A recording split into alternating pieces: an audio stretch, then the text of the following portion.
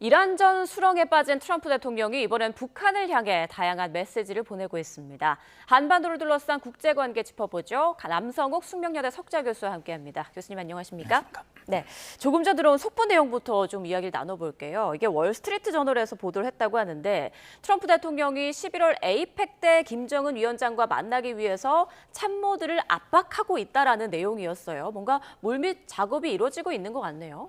네, 만나고 싶어 하죠. 예. 11월에 중국 심천 선전에서 에이펙이 열리죠. 작년에 경주에서 열렸고요. 예. 이 트럼프 대통령 입장에서는 김정은 위원장을 아무래도 아시아권에서 만나면 시간이 절약되지 않겠냐.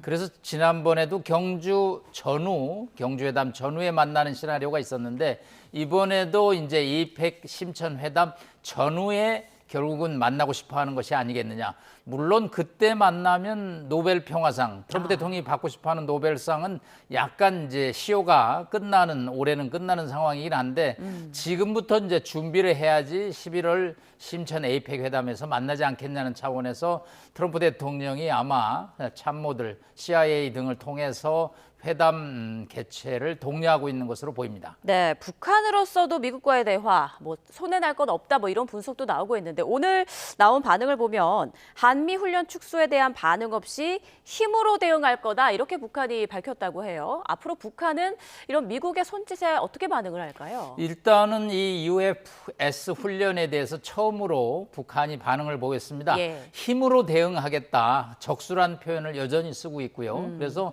이 군사 훈련에 대해서는 진화된 힘으로 대응하겠다는 원론적 입장을 밝혔고요. 이 트럼프 대통령이 제시했던 어떤 한미 군사 훈련의 축소라든가 또 김정은과의 대화에 관해서는 특별하게 얘기를 하진 않았습니다. 예. 다만 이제 김정은 위원장 입장에서는 트럼프 대통령과 본인이 3번 만났습니다. 2번 정상회담을 했고 판문점에서 2019년 6월에 만났죠. 작년 가을에 김정은 위원장이 이런 표현을 했습니다. 내가 트럼프 대통령과 갈 때까지 가봤다. 얘기는 회담 충분히 해봤다. 이제 무슨 입장을 갖고 있는지 안다. 그렇기 때문에 비핵화에 관해서 얘기를 하면 만나지 않는다라는 거죠. 예. 그러기 위해서는 이제 북한이 원하는 부분 비핵화, 스몰딜 같이 미국이 양보한다면 회담을 할 의향이 있다라는 그런 방침을 아마 물밑에서 전달하고 있지 않나 추정을 해봅니다. 네, 트럼프 대통령 김정은 위원장이 응답을 해왔다라는 이제 SNS 글을 올리면서 이후에 한미연합훈련 대폭 축소를 지시했다라는 게시글도 올렸습니다. 결국에는 북미 대화가 이루어지고 있는 과정에서 한미연합훈련을 축소하라고 지시한 거다. 이렇게 인과관계 볼 수 있을까요? 네, 그건 트럼프 대통령의 논리인데 저희 또 외부 전문가들의 논리는 약간 좀 다릅니다. 8월 17일 날 이게 나왔는데 예. 이 뉴스는 뭐냐면 이란 전쟁 합의 60일이 만료되는 날입니다. 그러면 이제 종전으로 가기 위한 다양한 14개의 합의안에 대해서 결론을 내서 종전으로 가야 되는데 예. 사실 이란과 트럼프 대통령의 회담은 현재 타결된 게 전혀 없고 또 진행되고 예정된 것도 없다고 트럼프 대통령이 말하고 있습니다. 결국은 회담이 교착 상태에 빠진 것이죠. 자, 이걸 가지고 11월 3일 미국 중간선거에 나서기는 공화당이 매우 불리하죠. 트럼프 대통령 눈길을 돌리는 전략을 쓸 수밖에 없고 예.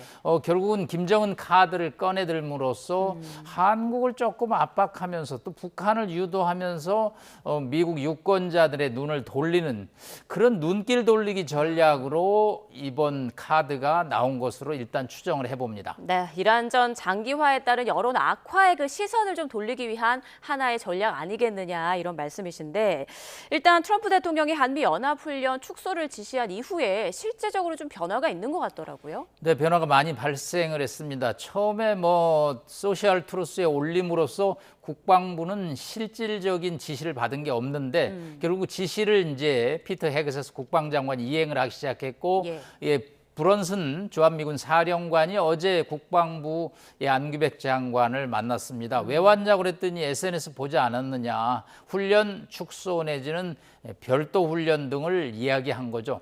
사실 지금 22건의 야외 기동훈련 중에 14건이 예정돼 있었는데 14건도 야외 기동훈련이 아마 대폭 축소될 것으로 보고요. 훈련을 각기 하는 방식으로 지금 이야기가 나오고 있습니다. 이 어저께부터 10하루 동안 훈련을 훈련을 하는데 연합훈련이니까 같이 해야 되죠. 그래서 저 GP 탱고라는 경기도 청계산에 있는 벙커에서 전시 이렇게 대응 훈련을 하는데 이게 이제 평택의 험프리스로 가서 평시 전쟁 대비 훈련을 함으로써 훈련의 이 수준이 좀 낮아졌고요. 또 한미가 각자 훈련을 하는 예. 그런 양식이 됨으로써 뭐 연합훈련은 사실상 좀 명분에 비해서 실질적인 내용이 거의 없어졌다 이렇게 볼 수 있겠습니다. 네, 이유가 뭐든 간에 일단 트럼프 대통령이 이렇게 한미 연합훈련 당일에 훈련 축소 지시를 한 건 동맹국에 대한 굉장히 심각한 결례라는 지적이 나오더라고요. 네, 뭐 과거 한미 정상 간에는 있을 수가 없는 얘기죠. 근데 예. 뭐 이거는 트럼프 대통령이니까 가능하다라는 저희가 표현을 씁니다. 예. 사실을 또 트럼프 대통령이 꺼내들은 명분은 이란 전쟁에서 해협을 막는데 함정을 좀 보내라고 그랬는데 한국이 노땡스 했다.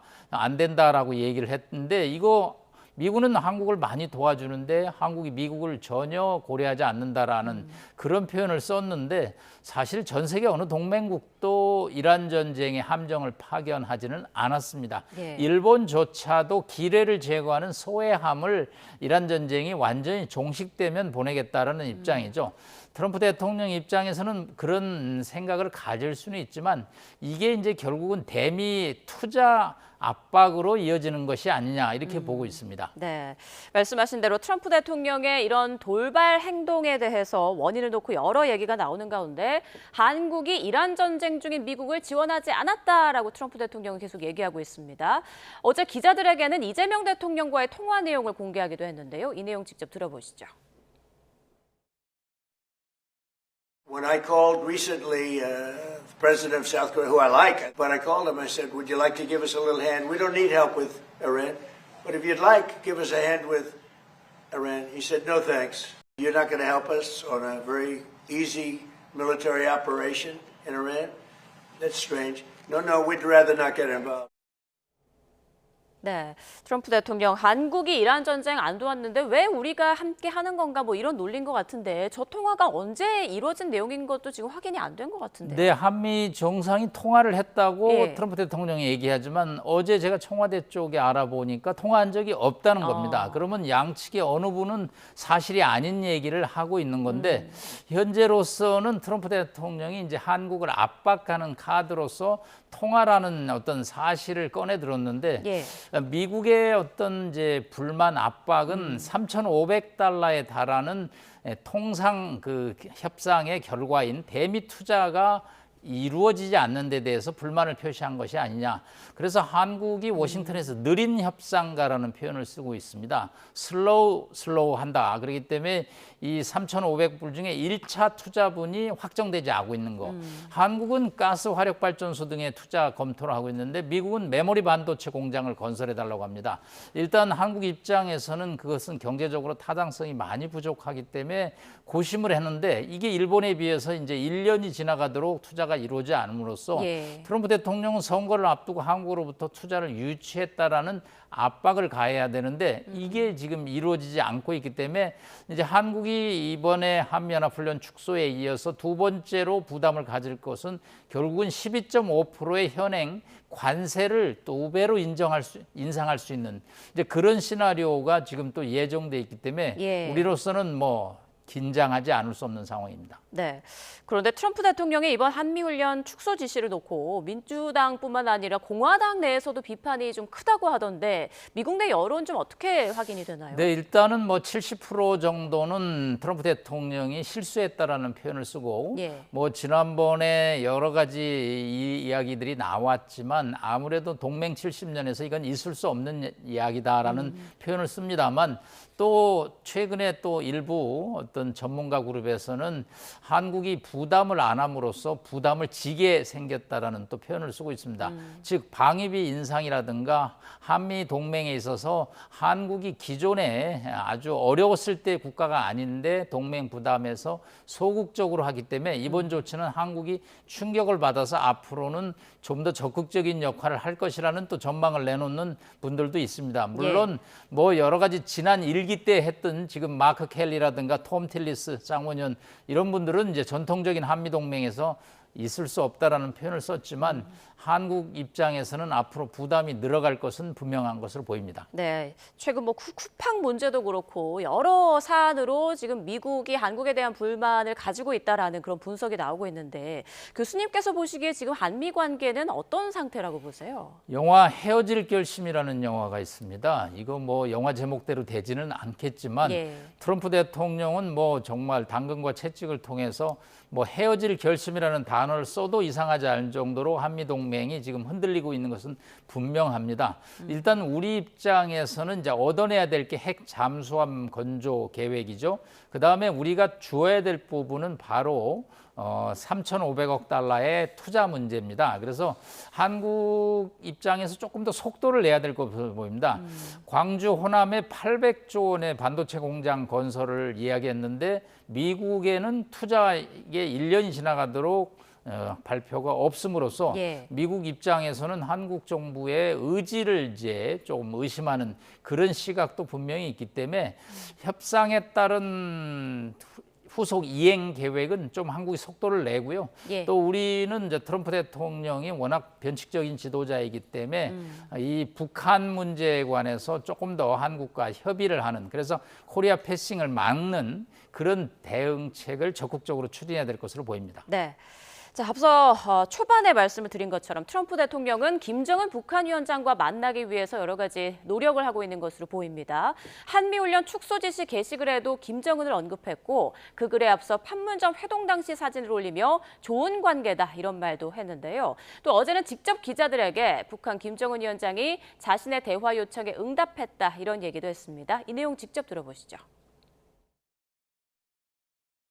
Why hasn't Kim Jong-un responded to your request to have a conversation? How do you know he hasn't responded? Has he?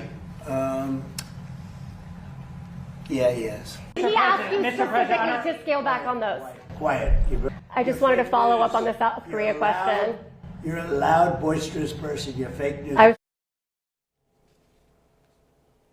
네, 속보로 전해드린 것처럼 미 월스트리트 저널에서는 트럼프 대통령이 11월 에이펙 때 김정은 위원장과 그 회담을 추진하기 위해서 참모들을 압박하고 있다. 이런 내용을 보도하기도 했는데 과거 사례를 봤을 때도 북미 정상회담이 있을 때 한미 연합훈련이 뭐 취소된 적이 있지 않습니까? 네, 2019년에도 그렇게 훈련을 대폭 축소한 적이 있습니다. 예. 지금 화면에서 트럼프 대통령의 이 발언, 그다음에 기자들과의 설전을 제가 조금 번역기를 조금 돌려보면 예. 많이 레터를 보내고 또 여러 가지 협상 제의를 했습니다.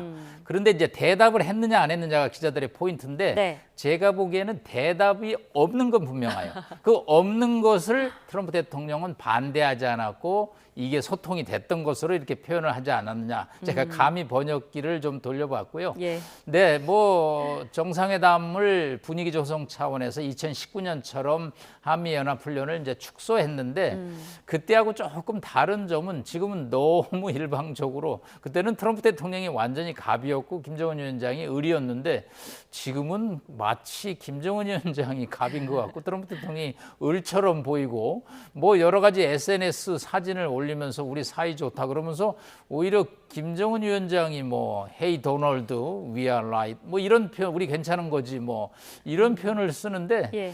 이거는 좀 미국 대통령의 어떤 이게 SNS에 맞지 않는 거로서 예. 마치 회담을 좀 구걸하는 듯한 뭐 분위기 조성 차원에서 이해는 할 수 있지만 조금 너무 나간, 요즘 뭐 이란 전쟁에 이번에 앙카라 그 나토 정상회의에서 비행기를 바꿔 타는 트럼프 대통령의 빔이 많이 나왔기 때문에 뭐 저런 것도 다 수용할 수는 있지만 이 정상회담이 너무 가벼워지는 뭐 그런 또 아쉬운 점도 있습니다. 네, 싱가포르 북미 회담 때와 지금은 상황이 많이 다르기 때문에 김정은 위원장이 어떻게 또 응답을 해올지도 반응을 보일지도 좀 계속 지켜봐야 하는 상황인 것 같습니다.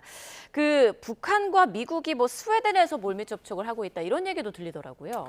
박지원 이제 의원께서 얘기를 했습니다. 예. 뭐 국정원장 시절에 이제 북미 채널을 많이 파악했죠. 세 군데 보통 이루어집니다. 뉴욕 유엔 총회 채널을 이용하기도 하고요. 스웨덴 스톡홀름 채널입니다. 왜 스웨덴이냐?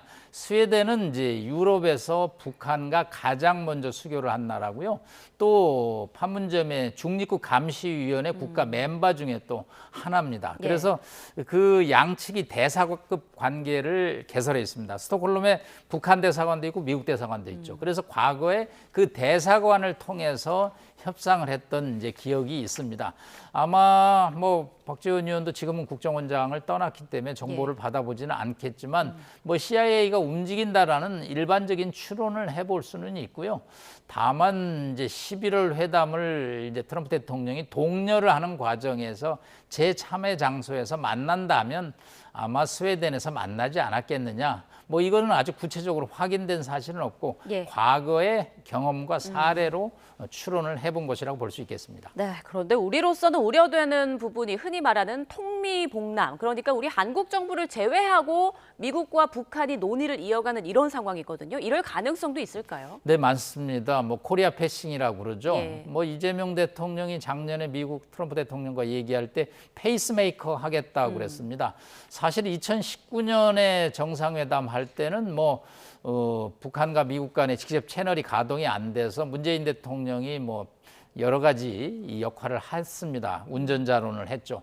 그러나 이제는 뭐 서로 뭐 SNS를 통해서 소통을 할 정도로 이미 채널이 구축돼 있기 때문에 한국을 구태여 또 경유하지 않죠. 또 북한은 한국을 적대적 두 국가론으로 분리를 하고 있습니다. 그렇기 때문에 이제 한국을 배제한 상태에서 북한과 미국이 직접 대화에 나설 가능이기 때문에 저희가 구체적으로 이 두 정상이 무슨 논의를 할지에 관해서 실시간 파악이 안 되는 어려움이 발생하고 있기 때문에 이건 결국은 한미 간의 긴밀한 협력을 통해서 풀 수밖에 없거든요. 우리가 뭐 북한에게 서로 협의하자 그러면 대화가 안 되는 상황이니까 그래서 이 문제도 역시 통미봉남을 좀 빠져나오기 위해서는 워싱턴과 긴밀하게 사전 협력을 통해서 한반도의 비핵화 문제 등에서 좀 저희가 적기 대응을 해야 될 것으로 보입니다. 네, 자 이런 가운데 내일 이재명 대통령이 왕이 중국 외교부장을 접견합니다. 앞서 이제 이재명 대통령 광복절 경축사를 통해서 종전에 대한 다자간 논의를 제안하지 않았습니까? 관련 이야기가 이번 왕이 부장을 만난 자리에서 좀 나올까요? 네, 광복절 경축사의 북한 관련 핵심 키워드는 다자논입니다.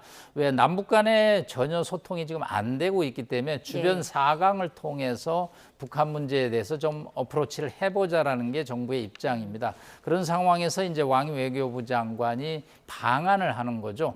아무래도 북중 간에 긴밀한 소통 관계가 있기 때문에 아마 이재명 대통령이 왕이 부장에게 요청을 할 겁니다. 북한이 미국과 협상에 적극적으로 나서고 또 한국과에도 대화에 나설 것을 좀 얘기해달라. 오는 9월 24일 시진핑 주석이 미국을 방문합니다. 그래서 미중 정상회담이 예정돼 있는데 뭐 거기서도 이제 미국과 북한 간의 어떤 대화 재개인데 이 왕이 부장과 이재명 대통령에서도 핵심 포인트 중에 하나가 결국은 북한이 대화에 나서도록 중국이 등을 좀 떠밀어라. 그래서 한국과도 소통을 좀 하고 또 미국과도 대화에 적극적으로 나서라는 그런 주문을 내일 할 것으로 예상이 됩니다. 네, 또 한 번의 북미 정상회담이 열릴지 그리고 남북 관계는 앞으로 어떻게 될지 상황을 계속 보겠습니다. 지금까지 나음성욱 숙명여대 석좌 교수와 함께 국제 정세를 짚어봤습니다. 고맙습니다. 감사합니다.